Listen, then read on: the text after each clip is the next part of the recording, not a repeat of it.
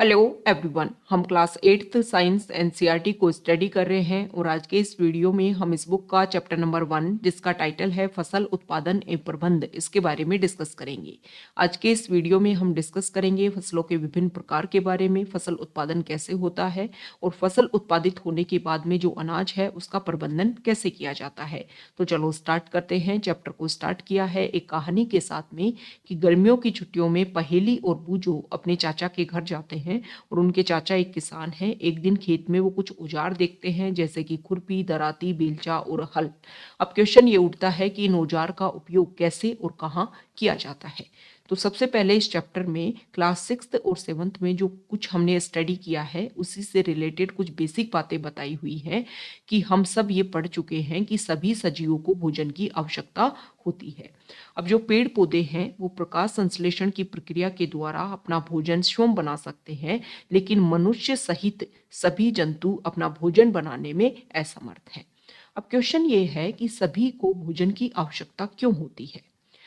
आप सभी जानते हैं कि जो सजीव है वो भोजन से प्राप्त ऊर्जा का उपयोग विभिन्न जैविक प्रक्रमों जैसे कि पाचन, श्वसन और उत्सर्जन के संपादन में करते हैं। तो हम अपना भोजन पौधे अथवा जंतुओं या दोनों से ही प्राप्त करते हैं। और क्लास 6th की जो साइंस की बुक है उसका चैप्टर नंबर 1 में ये जो विभिन्न प्रकार है जंतुओं के बारे में कि शाकाहारी, मांसाहारी, सर्वाहारी, ये सारी बातें जो है वो क्लास 6 साइंस के चैप्टर नंबर 1 में बातें बताई हुई है। अब यहाँ पर ये बताया हुआ है कि देखो, अगर हम भारत की बात करें तो भारत की जो जनसंख्या है वो काफ़ी ज़्यादा है। अब सभी को भोजन की ज़रूरत होती है, तो इसके अकॉर्डिंग तो हमें बहुत ज़्यादा संख्या में, मात्रा में हमें भोजन की आवश्यकता है, अन्न के उत्पादन की आवश्यकता होती है। एक विशाल जनसंख्या को भोजन प्रदान करने के लिए इसका नियमित उत्पादन, उचित प्रबंधन एवं वितरण आवश्यक है। तो अब हम यहाँ पर डिस्कस करना स्टार्ट करते हैं कि फसल की जो कौन कौन सी कृषि पद्धतियाँ हैं, किस तरीके से कौन सा प्रोसीजर जो है वो अपनाया जाता है फसल के उत्पादन में। तो सबसे पहले बात करेंगे कृषि पद्धतियाँ की। तो देखो, इतिहास जो है वो आप सभी ने पढ़ा होगा और इतिहास में आप सभी को पता है कि शुरुआत में जो मानव था वो एक घुमंतू था, मतलब इधर उधर घूम फिर के अपने लिए भोजन की आवश्यकता जो है उसको पूर्ण करता था। शुरुआत में उनको कृषि करना नहीं आता था, तो उसी के बारे में यहाँ पर बेसिक बातें बताई हुई हैं कि लगभग 10,000 ईसा पूर्व तक मनुष्य घुमंतू थे। वे एक स्थान से दूसरे स्थान तक भोजन और आवास की खोज में समूह में विचरण करते रहते थे। वे कच्चे फल और सब्जियां खाते थे। उनको भोजन के लिए जंतुओं का शिकार करना, फिर जैसे जैसे उन्होंने भोजन के लिए जंतुओं का शिकार करना प्रारंभ किया, फिर कालांतर में खेती करके चावल, गेहूं और अन्य खाद्य फसलों को उत्पादित कर सके, इस प्रकार कृषि का प्रारंभ हुआ था। तो इस तरीके से कृषि करना जो है वो स्टार्ट हुआ। फिर धीरे धीरे अलग अलग वैरायटी जो है उगाई जाने लगी। तो सबसे पहले हम डिस्कस कर लेते हैं कि फसल होती क्या है। जब एक ही किस्म के पौधे किसी स्थान पर बड़े पैमाने पर उगाए जाते हैं तो उन्हें फसल कहते हैं। उदाहरण के लिए गेहूं की फसल का अर्थ है कि खेत में उगाए जाने वाले सभी पौधे गेहूं के हैं। ओके, आप सभी जानते हैं, आप जानते ही हैं कि फसलें विभिन्न प्रकार की होती हैं जैसे कि अन्न की, सब्जियों की और फल की। जिस मौसम में ये पौधे उगाए जाते हैं उसके आधार पर हम फसलों का वर्गीकरण कर सकते हैं। अब भारत एक विशाल देश है। अगर आप भारत का मैप मानचित्र को देखोगे तो आप देखोगे कि भारत जो क्षेत्रफल है भारत का वो बहुत ज़्यादा है। यहाँ ताप, आर्द्रता और वर्षा जैसी जलवायु परिस्थितियाँ एक क्षेत्र से दूसरे क्षेत्र में विभिन्न है। अतः हमारे भारत देश के विभिन्न भागों में भी विभिन्न प्रकार की फसलें उगाई जाती हैं। इस विविधता के बावजूद हम मोटे तौर पर फसलों को दो भागों में बांट सकते हैं और वे इस प्रकार हैं, खरीफ फसल और रबी फसल। तो इन फसलों के नेम और कौन सी फसल में कौन सी इंपोर्टेंट फसल उगाई जाती है ये आपको ध्यान में रखना है। जैसे कि सबसे पहले बात कर लेते हैं खरीफ फसल की। तो वह फसल जिसे वर्षा ऋतु में बोया जाता है खरीफ फसल कहलाती है। भारत में वर्षा ऋतु सामान्यतः जून से सितंबर तक होती है, मतलब जून से सितंबर के बीच में इसको बोया जाता है। जून जुलाई के बीच में बोया जाता है और सितंबर अक्टूबर में इसको काट लिया जाता है खरीफ फसल को। अब खरीफ फसल में कौन कौन सी मुख्य फसलें हैं, तो धान, मक्का, सोयाबीन, मूंगफली, कपास। इंपॉर्टेंट है, बहुत बार इस तरीके से भी क्वेश्चन आ जाते हैं बहुत सारे एग्जाम में कि खरीफ फसल में कौन कौन सी फसलें शामिल हैं। 4 ऑप्शन आपको दे देंगे, तो आपको पता होना चाहिए कि कौन सी फसल खरीफ के टाइम में बोई जाती है और कौन सी फसल रबी के टाइम में बोई जाती है। सेकेंड है रबी फसल। तो शीत ऋतु अक्टूबर से मार्च तक उगाई जाने वाली फसल रबी फसलें कहलाती है और इसमें शामिल है गेहूं, चना, मटर, सरसों और अलसी। इसके अलावा मतलब इन 2 फसलों के प्रकार के अलावा भारत में अलग अलग क्षेत्र में कई जगह पर कई स्थानों पर दाल और सब्जियां जो हैं वो गर्मियों में ग्रीष्म में उगाई जाती हैं। अब है आधारिक फसल पद्धतियां, मतलब फसल जो है उस फसल में कौन कौन से प्रोसीजर किए जाते हैं इनके बारे में हम डिस्कस कर लेते हैं। तो यहाँ पर धान को लेकर के क्वेश्चन किया गया है कि धान को, चावल को शीत ऋतु में क्यों नहीं उगाया जा सकता। देखो, जो चावल होते हैं उनको बहुत अधिक पानी की आवश्यकता होती है, अतः इसे केवल वर्षा ऋतु में ही उगाते हैं। हाँ, बहुत सारे क्षेत्र ऐसे हैं जहाँ पर शीत ऋतु के टाइम में भी जो है पानी की उपलब्धता रहती है, तो वहां पर उनको चावल को उस टाइम भी उगाया जा सकता है। ओके, तो पानी, धान के लिए, चावल के लिए पानी की जरूरत होती है, पानी उपलब्ध है तो धान को, चावल को उगाया जा सकता है। फसल उगाने के लिए किसान को अनेक क्रियाकलाप सामयिक अवधि में करने पड़ते हैं। कुछ समय में ही जो किसान हैं उनको कुछ काम जो है वो करने पड़ते हैं किसी भी फसल को उगाने के लिए। जैसे कि कोई माली है, वो सजावटी पौधे उगाने के लिए करता है, मिट्टी तैयार करता है, उसमें खाद डालता है, फिर उसमें बीज डालता है, फिर उसमें टाइम टू टाइम जो है वो सिंचाई करता है और फिर उसके बाद में जो पैदावार है उसको प्राप्त करता है। तो यहाँ पर हम डिस्कस करेंगे कृषि पद्धतियों के बारे में जो फसल को उगाने में अपनाई जाती हैं। तो यहाँ पर बताया गया है कि मिट्टी तैयार करना सबसे पहला पॉइंट होता है, उसके बाद में बुआई की जाती है, फिर खाद एवं उर्वरक देना, सिंचाई, खरपतवार से सुरक्षा, कटाई और लास्ट में भंडारण। तो सबसे पहले हम डिस्कस करेंगे कि मिट्टी तैयार करना। देखो, फसल उगाने से पहले मिट्टी तैयार करना जो है वो उसका प्रथम चरण है। मतलब सबसे पहले आप चाहे गमलों में कोई भी बीज उगाओ या फिर आप खेत में कोई भी बीज उगाओ, सबसे पहले मिट्टी तैयार की जाती है। इसके लिए क्या किया जाता है, मिट्टी को पलटा जाता है, उसे पोला बनाना कृषि का अत्यंत महत्वपूर्ण कार्य है। अब ये क्यों किया जाता है, क्योंकि इससे जड़ें भूमि में गहराई तक जा सकती है। पोली मिट्टी में गहराई में धसी जड़ें भी सरलता से श्वसन कर सकती हैं। पोली मिट्टी किस प्रकार पौधों की जड़ों को सरलता से श्वसन कराने में सहायक है, क्वेश्चन किया गया है, इसका आंसर अभी हम आगे देंगे। देखो, जो पोली मिट्टी होती है, मतलब मिट्टी जो है वो पहले जमी हुई है, फिर फसल उगाने के लिए उसको जो है वो किसी भी औजार से उसको एक तरीके से कुचला जाता है, उसको एक जो पहले बंधी हुई मिट्टी है उसको ढीला किया जाता है, उसके बीच में जो पोर्स हैं वो अवेलेबल होने लग जाते हैं। तो पोली मिट्टी मिट्टी में रहने वाले केंचुओं और सूक्ष्म जीवों की वृद्धि करने में सहायता करती है। और ये जो केंचुए या जो सूक्ष्म जीव हैं वो किसानों के मित्र इनको कहा जाता है, क्योंकि ये मिट्टी को पलटकर पोला करते हैं और ह्यूमस बनाते हैं। मतलब अगर पेड़ पौधों के कोई अवशेष जो है वो मिट्टी में है तो उनको गला करके एक तरीके से खाद में उनको परिवर्तित कर देते हैं। और खाद जो है वो तो इम्पोर्टेंट है ही, जो भी पेड़ पौधों के अवशेष थे उनके जो पोषक तत्व हैं वो मिट्टी में रिलीज हो जाते हैं और फिर उनको पेड़ पौधे अपनी जड़ों से दोबारा से उनको क्या कर लेते हैं, अवशोषित कर लेते हैं पानी के साथ में। तो ह्यूमस जो है वो काफ़ी ज़्यादा इम्पोर्टेंट होता है। तो इसलिए मिट्टी को पलटना और पोला करना जो है वो आवश्यक होता है। हम पिछली कक्षाओं में भी पढ़ चुके हैं कि मिट्टी में खनिज, जल, वायु और कुछ सजीव होते हैं। इसके अतिरिक्त मृत पौधे और जंतु भी मिट्टी में पाए जाते हैं और ये मृत पौधे एवं जंतु भी मिट्टी में पाए जाने वाले जीवों द्वारा अपघटित होते हैं। इस प्रक्रम में मृत जीवों में पाए जाने वाले पोषक मिट्टी में निर्मुक्त हो जाते हैं और ये पोषक पौधों द्वारा अवशोषित कर लिए जाते हैं, जो अभी हमने डिस्कस किया। क्योंकि देखो, पौधों की वृद्धि के लिए मिट्टी के ऊपर की कुछ सेंटीमीटर परत जो होती है ना वो ही इम्पोर्टेंट होती है। अतः मिट्टी को पलटना और पोला करना जो है वो जो पोषक पदार्थ जो नीचे चले गए हैं उनको वापस से दोबारा मिट्टी की ऊपरी परत में लाया जा सके। अतः मिट्टी को उलटना, पलटना और पोला करना फसल उगाने के लिए अत्यंत महत्वपूर्ण है। अब बात कर लेते हैं मिट्टी को अल्टा पलटी करना जो है हमने डिस्कस कर लिया। अब देख लेते हैं जुताई की। मिट्टी को उलटने पलटने और पोला करने की जो प्रक्रिया है वो जुताई कहलाती है। इसे हल चला करके आप कर सकते हो। हल क्या होता है, लकड़ी और लोहे के बने होते हैं। मिट्टी अत्यंत सूखी है तो जुताई से पहले उसे पानी देना होना जरूरी होता है। जुते हुए खेत में मिट्टी के बड़े बड़े ढेले भी हो सकते हैं तो उसको पाटल की सहायता से तोड़ना आवश्यक है। बुआई और सिंचाई के लिए खेत को समतल करना आवश्यक है। यह कार्य पाटल द्वारा किया जाता है। कभी कभी जुताई से पहले खाद दी जाती है। इससे जुताई के समय मिट्टी में भली भांति खाद जो है वो मिल जाती है और बुआई से पहले खेत में पानी दिया जाता है। तो ये हमने कर लिया सबसे पहले मिट्टी को तैयार।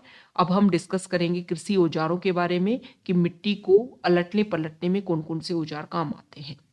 देखो, अच्छी उपज के लिए बुआई से पहले मिट्टी को भुरभुरा करना आवश्यक है। यह कार्य अनेक औजारों से किया जाता है। इसमें हल, कुदाली और कल्टीवेटर इस काम के लिए काफ़ी इम्पोर्टेंट क्या है, औजार है। तो ये हल है, यहाँ पर बताया गया है। ये हल साफ्ट है, ये यहाँ पर ये हल का फाल है और यहाँ पर जीव जंतु पर उनको रख करके ऐसे खेत को जोता जाता है।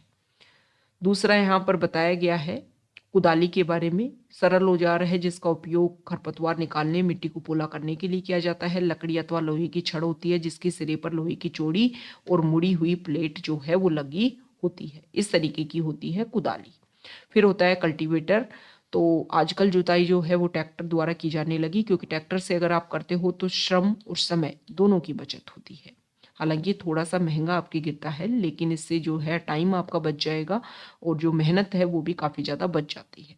तो मिट्टी तैयार कर ली, अब आती है बुआई का टाइम। तो बुआई जो है वो फसल उत्पादन का सबसे महत्वपूर्ण चरण है। लेकिन बीज बोने से पहले जो बीज हैं वो अच्छी गुणवत्ता वाले होने चाहिए, साफ होने चाहिए और स्वस्थ बीज होने चाहिए। तो किसान अधिक उपज देने वाले बीजों को प्राथमिकता देता है। देखो, पहले क्या होता था कि जो बीज हमने उत्पादित किए उसी बीजों को स्टोर किया जाता था और उन्हीं को दोबारा से उगाया जाता था। लेकिन ऐसा करने से ऐसा बोला जाता है कि उत्पादकता जो है वो धीरे धीरे कम हो जाती है। तो अब टाइम टू टाइम जो हमारे वैज्ञानिक हैं वो इस तरीके के बीज उपयोग बनाते रहते हैं, उनका आविष्कार करते रहते हैं, ताकि कम इस तरीके के भी बीज होने लगे कि कम सिंचाई के साथ में ज़्यादा पैदावार जो है वो देखने को मिले। तो यहाँ पर बीजों के चयन के बारे में बात की गई है कि अच्छे और स्वस्थ बीज जो है उनको चयन करना चाहिए और उन्हीं को उगाना चाहिए। अब औजारों की बात की गई है कि बुआई के लिए कौन कौन से औजार जो हैं वो यूज़ किए जाते हैं। तो सबसे पहले बात की गई है परंपरागत औजार। तो परंपरागत औजार में क्या होता था कि हल के साथ में इस तरीके से कीप जोड़ दी जाती थी और फिर यहाँ पर जो मिट्टी की जुताई की जाती थी तो उसी टाइम में जो बुआई का काम भी कर दिया जाता था। दूसरा ये है प्रेजेंट टाइम की प्रोसीजर, प्रेजेंट टाइम का औजार। तो ये है सीड ड्रिल। सीड ड्रिल जो है इससे क्या होता है कि देखो, बुआई के टाइम ये भी बात ध्यान रखी जानी चाहिए कि जो बीज है एक बीज से दूसरे बीज की जो डिस्टेंस है वो प्रॉपर होनी चाहिए। इसका क्या फायदा होगा कि सभी पौधे जो हैं उनको सूर्य का प्रकाश, पोषक और जल पर्याप्त मात्रा में प्राप्त होता है। और अगर जो बीज है वो ज़्यादा नज़दीक है तो उनके घनेपन को रोकने के लिए हाथों से उन पौधों को, एक्स्ट्रा पौधों को निकाल दिया जाता है, ताकि सभी पौधों को प्रॉपर तरीके से सभी पोषक तत्वों की, सूर्य के प्रकाश की, पानी की, इन सभी की पर्याप्त मात्रा में उपलब्धता हो सके। ओके, तो इस सीड ड्रिल का भी क्यों यूज किया जाता है, ताकि समय और श्रम दोनों की इससे बचत होती है। अब बात की गई है खाद एवं उर्वरक मिलाना। तो खाद और उर्वरक क्या होते हैं, पहले इनके बारे में हम डिस्कस करेंगे। वे पदार्थ जिन्हें मिट्टी में पोषक स्तर बनाए रखने के लिए मिलाया जाता है वो कहलाते हैं खाद एवं उर्वरक। देखो, मिट्टी जो है वो फसल को खनिज पदार्थ प्रदान करती है और ये पोषक जो तत्व होते हैं मिट्टी में ये पौधों की वृद्धि के लिए आवश्यक होते हैं। कुछ क्षेत्रों में किसान खेत में एक के बाद दूसरी फसल उगाता रहता है। बहुत बार हम देखते हैं किसान जो है वो खेतों को खाली नहीं छोड़ता है, एक के बाद दूसरी फसल। इससे खेतों में जो पोषक तत्व है उनकी कमी हो जाती है। तो लगातार अगर फसल उगाते रहे तो पोषक तत्वों की कमी हो जाएगी। तो इस क्षति को पूरा करने के लिए किसान जो है वो खेतों में खाद देते हैं, ताकि पोषक तत्वों की जो उपलब्धता है वो बनी रह सके मिट्टी में, और यह प्रक्रम खाद देना कहलाता है। अपर्याप्त खाद देने से पौधे कमजोर हो जाते हैं। अब खाद क्या होता है, एक कार्बनिक जैविक पदार्थ है जो कि पौधों या जंतु अपशिष्ट से प्राप्त होता है, या तो पेड़ पौधों से या जंतुओं का जो अपशिष्ट होता है उसको एक तरीके से एक जगह स्टोर किया जाता है और फिर उसको खाद में परिवर्तित जब वो हो जाता है तो उसको खेतों में यूज किया जाता है। किसान पादप और जंतु अपशिष्टों को एक गहरे गड्ढे में डालते रहते हैं और इसका अपघटन होने के लिए खुले में छोड़ देते हैं। अपघटन जो है वो कुछ सूक्ष्म जीवों द्वारा होता है। अपघटित पदार्थ खाद के रूप में उपयोग किया जाता है। क्लास 6 का जो लास्ट चैप्टर है उसमें हमने वर्मी कंपोस्टिंग मतलब केंचुए द्वारा जो भी जंतु और पेड़ पौधों का जो अपशिष्ट है उसको खाद में तैयार करने का जो प्रोसीजर है वो हम पढ़ चुके हैं। तो इस तरीके से खाद बनाया जाता है फिर उसका यूज किया जाता है। अब हम बात करेंगे कि उर्वरक क्या होते हैं।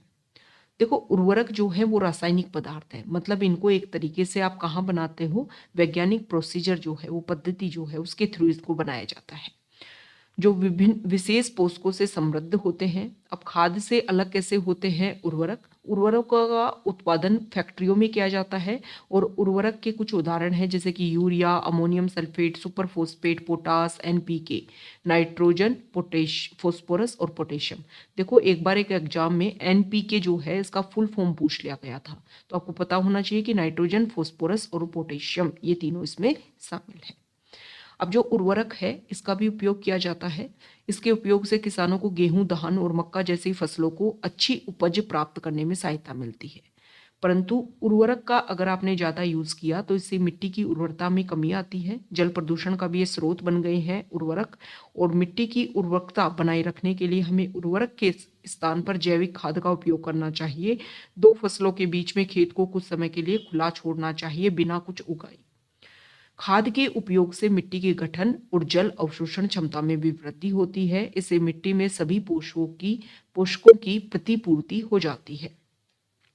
मिट्टी में पोषकों की प्रतिपूर्ति का एक अन्य तरीका है फसल चक्रण। एक फसल के बाद में खेत में दूसरे किस्म की फसल एकांतर क्रम में उगाकर ऐसा किया जा सकता है। उत्तर भारत में क्या किया जाता है, किसान फलीदार चारा एक ऋतु में उगाते हैं और गेहूं दूसरी ऋतु में, क्योंकि इससे मिट्टी में नाइट्रोजन का पुनः पूरण होता रहता है।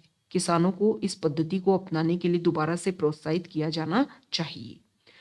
अब जो लास्ट क्लासेज हैं जैसे कि चैप्टर क्लास 6 और 7 में हम ये पढ़ चुके हैं कि राइजोबियम बैक्टीरिया, इसके बारे में हम पढ़ चुके हैं।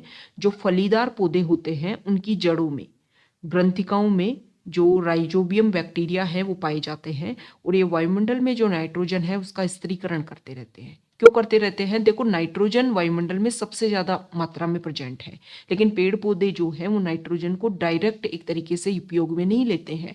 तो ये जो फलीदार पेड़ पौधे होते हैं, फलीदार जो पौधे होते हैं, इनकी जड़ों में राइजोबियम बैक्टीरिया नाइट्रोजन को बदलते हैं दूसरे रूप में और फिर उसको पेड़ पौधे जो हैं वो जल के साथ में घुल करके उसको अवशोषित कर लिया जाता है। तो ये जो फलीदार पेड़ पौधे जो हैं वो एक तरीके से नाइट्रोजन का उपयोग जो है बढ़ाते हैं, मृदा में उसकी उपलब्धता बढ़ाते हैं। तो एक फसल में हमें फलीदार उगाना चाहिए और दूसरी फसल में दूसरी तरीके की फसल, जिससे क्या होता है, मृदा की जो उर्वरता है वो भी बनी रह पाती है। अब फिर उर्वरक और खाद दोनों में अंतर बताया गया है। उर्वरक जो है वो मानव निर्मित लवण है। खाद प्राकृतिक पदार्थ है, गोबर और पौधों के अवशेष के विघटन से प्राप्त होता है। उर्वरक का उत्पादन फैक्ट्रियों में, खाद खेतों में बनाई जाती है। उर्वरक से मिट्टी को ह्यूमस प्राप्त नहीं होता है, खाद से मिट्टी को ह्यूमस प्रचुर मात्रा में प्राप्त होता है। उर्वरक में पादप पोषक जैसे कि नाइट्रोजन, फास्फोरस, पोटेशियम प्रचुरता में होते हैं और खाद में पादप पोषक तुलनात्मक रूप से कम होते हैं। देखो, उर्वरक जो होते हैं उसमें नाइट्रोजन मिला हुआ होता है, तो ये नाइट्रोजन जो है इसको पेड़ पौधे उपयोग कर लेते हैं। वैसे नाइट्रोजन जो है वो पेड़ पौधों को उपलब्ध करवाने के लिए हमें फलीदार पौधों जो है उनको उगाना होगा, तब जाकर के मृदा में नाइट्रोजन की मात्रा बढ़ेगी और उसका फिर पेड़ पौधे उपयोग कर पाएंगे।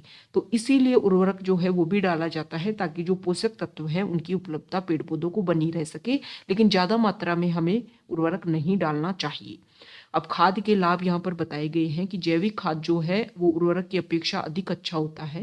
इसके कुछ कारण हैं, क्योंकि खाद से मिट्टी की जलधारण क्षमता में वृद्धि होती है, मिट्टी भुरभुरी और सैरंध्र हो जाती है जिसके कारण गैस विनिमय सरलता से होता है, और खाद से मिट्टी में मित्र जीवाणुओं की संख्या में वृद्धि होती है। ये जो मित्र जीवाणु है ना, सूक्ष्म जीव, इसके बारे में हम नेक्स्ट चैप्टर में पढ़ेंगे, जहाँ पर हम जो मित्र जीव मतलब किसान मित्र भी हैं और शत्रु जो जीव हैं उनके बारे में भी हम समझेंगे, सूक्ष्म जीवों के बारे में। जैविक खाद से मिट्टी का गठन जो है वो भी सुधर जाता है। अब बात आती है सिंचाई की। तो देखो, सभी को जीवित रहने के लिए जल की आवश्यकता होती है। पौधे की वृद्धि और परिवर्धन के लिए जल का विशेष महत्व है।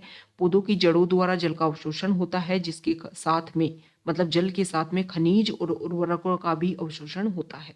पौधों में लगभग 90% जल होता है।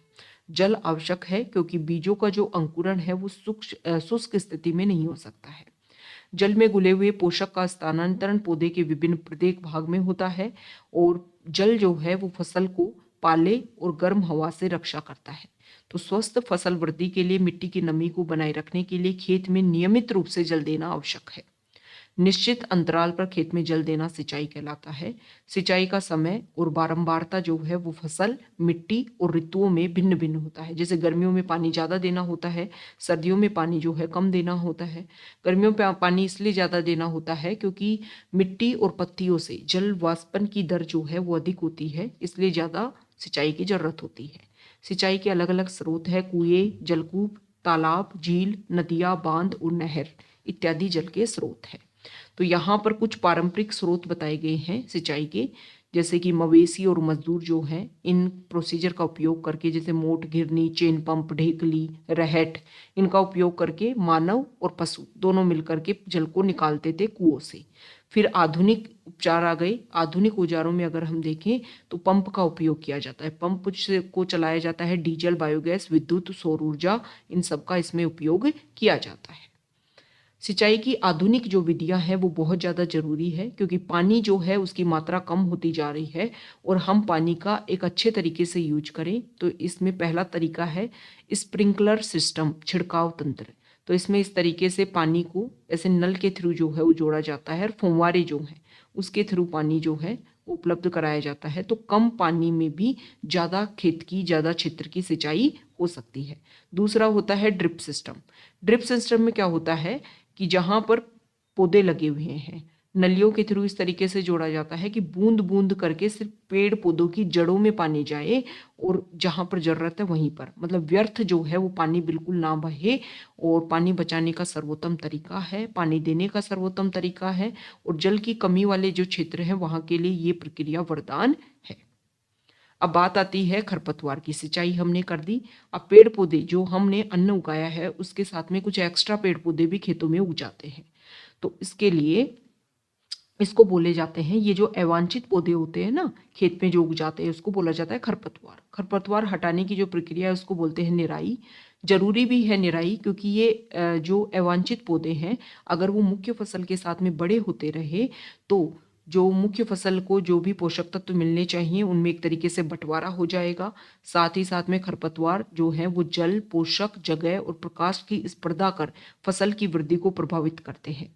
कुछ खरपतवार जो है वो कटाई में बाधा करते हैं, क्योंकि हम फसलों के साथ में खरपतवार अगर उगी रही तो उसको भी काट लेंगे। और कुछ खरपतवार मनुष्य और पशुओं के लिए काफी ज्यादा नुकसानदायक होती है, विषैली होती है। तो हमें जो है खरपतवार को निकाल देना चाहिए। उनकी बीज आने से पहले ही उनको निकाल दिया जाए, ताकि उनकी संख्या जो है वो ना बढ़ सके। और फिर उनको हटा करके खरपतवार को रख दिया जाता है। फिर वो पौधे जो हैं वो खत्म हो जाते हैं और फिर उनको मिट्टी में मिला दिया जाता है। खरपतवार हटाने का सर्वोत्तम समय है उनके पुष्पण और बीज बनने से पहले का समय होता है। जड़ सहित उनको निकालना होता है, ताकि ये जो इशू है वो दोबारा से जनरेट ना हो सके। दूसरा यहाँ पर बताया गया है कि देखो, रसायनों के उपयोग से भी खरपतवार को हटाया जाता है, और इन रसायनों को बोला जाता है खरपतवार नाशी। जैसे कि 2,4-D खेतों में इनका छिड़काव किया जाता है। इन खरपतवार नाशी से जो खरपतवार है वो तो नष्ट हो जाती है, और जो मुख्य फसल है उस पर इनका कोई भी नुकसान नहीं होता है। हालांकि जो किसान होते हैं उनके ऊपर इन खरपतवार नाशी का नुकसान हो सकता है, तो किसान क्या करे, अपने मुंह जो है, नाक जो है, इनको कवर करके फिर इनका छिड़काव करे। अब बात आती है कटाई की। तो एक फसल जो है उसको पकने में, अनाज फसल को 3 से 4 महीने का समय लगता है। तो फसल जब पक जाए तो उसको कटाई किया जाता है, हार्वेस्टर किया जाता है। और देखो, हाथ से भी काटा जाता है, दराती के थ्रू भी। और बड़े लेवल पर खेती जब की जाती है तो इस तरीके की जो प्रोसीजर होता है, हार्वेस्टर जो मशीन होती है, कंबाइन मशीन जो होती है, उसका यूज किया जाता है। अब यहाँ पर बताया गया है कि हमारे भारत में जब फसल पकती है तो काफ़ी स्वर्णिम टाइम होता है वो, और उसको उल्लास हर्षोल्लास के साथ में जो मेहनत है वो फसल के रूप में सामने आ रही है, तो उस टाइम को सेलिब्रेट किया जाता है बहुत सारे पर्वों के साथ में, जैसे कि पोंगल, वैसाखी, होली, दिवाली, नबान्या, बिहू। ये जो त्योहार है वो कटाई ऋतु के त्योहार है। अब बात आती है भंडारण की। कटाई कर ली, अब जो बीज आया है उसका हम भंडारण कैसे करें। तो उत्पादन का जो भंडारण है, उत्पाद का भंडारण करना जो है वो बहुत ज़्यादा जरूरी है, क्योंकि फसल को अगर ढंग से भंडारित नहीं किया तो नमी, कीट, चूहे और सूक्ष्म जीव जो हैं वो उसको नुकसान पहुंचा सकते हैं। तो फसल के दानों को पहले सुखा करके, धूप में सुखा करके, अगर नमी वाले दानों को हमने सुरक्षित कर दिया तो सूक्ष्म जीव जो है उनको नुकसान पहुंचा सकते हैं। तो पहले उनको सुखा करके उनकी नमी को खत्म किया जाए और फिर उनको स्टोर किया जाए। यहाँ पर बताया गया है कि बड़े लेवल पर जो अनाज होता है उसको साइलों में मतलब भंडार गृह जो है वहां पर इनको स्टोर किया जाता है, लेकिन छोटे लेवल पर इस तरीके से घरों में जहाँ पर स्टोर किया जाता है वहां पर नीम की पत्तियां और भी जो दवाई है, कीटनाशी दवाई जो है उनके साथ में रखी जाती है। रासायनिक उपचार भी किया जाता है ताकि सूक्ष्म जीवों से सुरक्षित रखा जा सके। ओके, अब इस चैप्टर में बताया गया है, पहले तो हमने फसलों के बारे में देख लिया, अब बात की गई है जंतुओं से भोजन, कि जंतुओं से हमें कौन कौन सा भोजन मिलता है मानवों को। तो देखो यहाँ पर बताया गया है कि दूध जो है वो गाय, भैंस, बकरी, ऊँटनी, इन सबसे हमें मिलता है। तो देखो यहाँ पर कुछ इंपॉर्टेंट बात अगर हम देखें तो पौधों की तरह ही जंतु भी हमें विभिन्न प्रकार के खाद्य पदार्थ प्रदान करते हैं। समुद्र के तटीय क्षेत्रों में रहने वाले लोग मछली का मुख्य आहार के रूप में लेते हैं, और पिछली कक्षाओं में विभिन्न प्रकार के खाद्य पदार्थों के बारे में हम पढ़ ही चुके हैं। फसल उत्पादन के विभिन्न चरण हैं जो अभी हमने पढ़ा, कि बीजों का चयन, बुआई इत्यादि। इसी प्रकार घरों में फार्म पर चल पालने वाले पशु जो हैं उनका भी उचित भोजन, आवास और देखभाल की आवश्यकता होती है। जब बड़े पैमाने पर पशुओं को पाला जाता है तो उसे पशुपालन कहते हैं। ये इंपॉर्टेंट फैक्ट है कि मछली स्वास्थ्य के लिए अच्छा आहार है। हमें मछली से कोड लीवर तेल मिलता है जिससे विटामिन डी अधिक मात्रा में पाया जाता है। तो ये हमने चैप्टर को डिस्कस कर लिया है। अब इस चैप्टर की जो समरी है उसको भी हम देख लेते हैं, कि बढ़ती हुई जनसंख्या को भोजन प्रदान करने के लिए हमें विभिन्न कृषि पद्धतियों को अपनाना होता है। मतलब जनसंख्या जैसे जैसे बढ़ रही है तो ज़्यादा मात्रा में हमें अनाज चाहिए, तो हम ऐसी कृषि पद्धतियों को अपनाएं जिससे ज़्यादा से ज़्यादा उत्पादन हो सके। फसल क्या होती है? किसी स्थान पर उगाए जाने वाले एक ही प्रकार के पौधों को फसल कहते हैं। भारत में फसलों को ऋतु के आधार पर दो भागों में हम बांट सकते हैं, रबी और खरीफ फसल। जुताई करके मिट्टी तैयार करना, उसे समतल करना आवश्यक है। इस कार्य के लिए हल तथा पाटल का उपयोग किया जाता है। बीजों को जब बोना होता है तो उचित गहराई पर और उचित दूरी पर, और साथ ही साथ में बीजों की अच्छी किस्म जो है उसका भी चयन करना, स्वस्थ बीजों का चयन करना, फिर उसे बोया जाता है। मिट्टी में पोषकों की समृद्धि और पुनः पूर्ति की आवश्यकता होती है, जिसे कार्बनिक खाद और उर्वरक के उपयोग से किया जाता है। फसलों की नई किस्मों के आने से रासायनिक उर्वरकों के उपयोग में बहुत वृद्धि हुई है। उचित समय एवं अंतराल पर फसल को जल देना सिंचाई कहलाता है। और फिर निराई की जाती है खरपतवार को हटाने के लिए। कटाई का अर्थ होता है पकी हुई फसल को हाथों या मशीन से काटना। और फिर दाने को भूसे से अलग करना थ्रेसिंग कहलाता है। बीजों को, मतलब जो अनाज उत्पादित हुआ उसको पीड़कों और सूक्ष्म जीवों से संरक्षित करने के लिए उसका उचित भंडारण करना आवश्यक है। पशुओं को पालकर भी खाद्य पदार्थ प्राप्त किया जाता है, इसे पशुपालन कहते हैं। तो ये हमने चैप्टर नंबर 1 को कंप्लीट कर लिया है, क्लास 8th साइंस की बुक का। तो अगर आप यहाँ तक आए हैं, वीडियो आपको अच्छा लगा है तो प्लीज़ वीडियो को लाइक कर दीजिए, शेयर कर दीजिए और चैनल को सब्सक्राइब कर दीजिए। Okay, thank you.